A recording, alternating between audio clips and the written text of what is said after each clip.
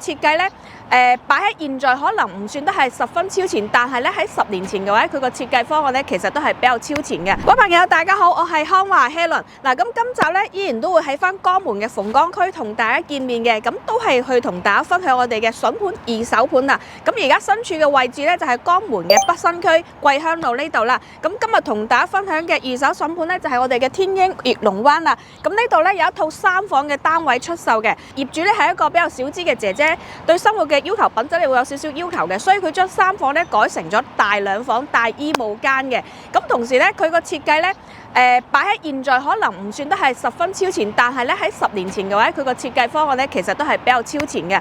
咁依家咧我哋先同大家上去睇一睇呢間屋嘅設計同埋咧佢改咗嘅間隔係點樣先。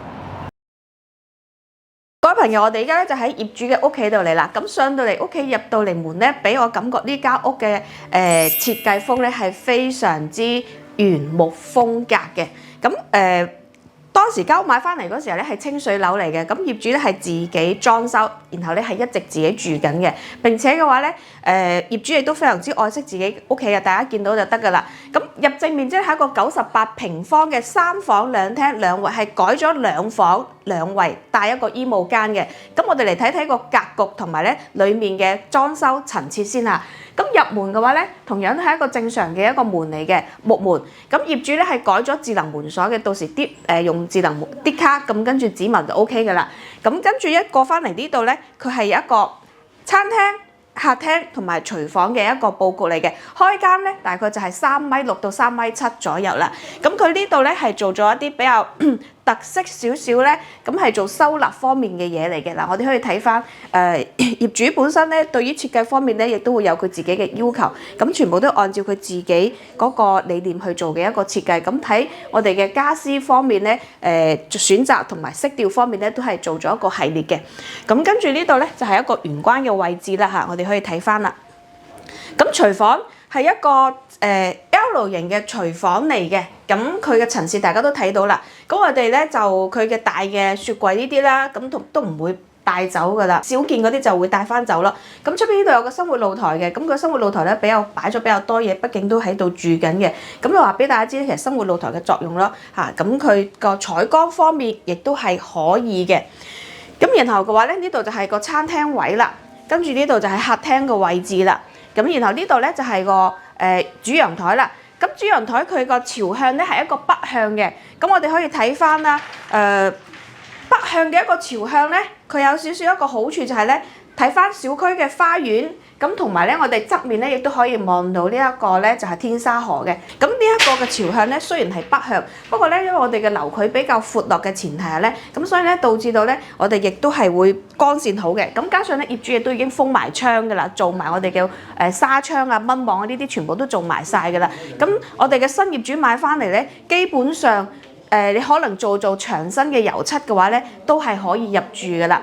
咁房間佈局方面咧，佢係點樣改咗邊間房咧？我哋嚟睇睇先嚇。咁呢個咧係第一間客房嚟㗎啦。嚇，咁呢間客房咧，佢係做咗一個榻米嘅。咁跟住咧係做咗定制嘅衣櫃啦嚇，等呢樣嘢。咁我哋見到放咗一個衣櫃，咁跟住呢度有個書櫃，跟住做咗一張榻米嘅床嘅。咁呢個係第一間房，咁佢係做咗小朋友房嘅。咁然後咧呢度就係我哋嘅公衞啦，係啦。公衞，咁佢係做咗個浴缸，咁跟住係智能嘅馬桶啊，呢啲咁樣嘅啦。咁同埋咧會有埋呢個叫做我哋嘅浴霸，係啦。咁啊冬天嗰時候咧沖涼就唔怕凍啦。咁呢邊主人房，咁佢改嘅咧主要就係主人房呢邊咧係改咗一個衣帽間嘅。嗱，休息區，跟住呢度係洗手間，嗱正常嘅乾濕分區啦。嗱我哋可以睇翻嚇正常嘅乾濕分區，改咧就係改咗呢一間房，將第2間客房咧改成咗主人房嘅衣帽間，咁佢個門係改咗嘅。咁到時如果我哋需要3間房嘅新業主應該點算咧？咁我哋睇翻成間房咧，佢係做咗櫃嘅啫，係冇做太多嘅改動嘅。咁但係新業主咧可以將啲櫃咧就拆咗佢，然後咧重新油翻有 OK 嘅，因為佢冇做太多嘅改動嘅，就係做咗我哋嘅衣櫃，咁然後咧放咗衣服嘅啫。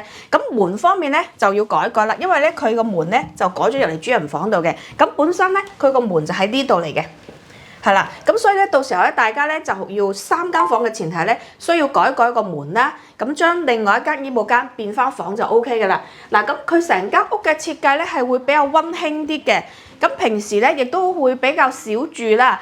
咁我哋嘅業主而家咧就係賣緊72.8萬，咁另外咧亦都會有一個車位係產權車位係另外出售嘅，可以打包一齊出售咧，價格可以更有得意㗎啦。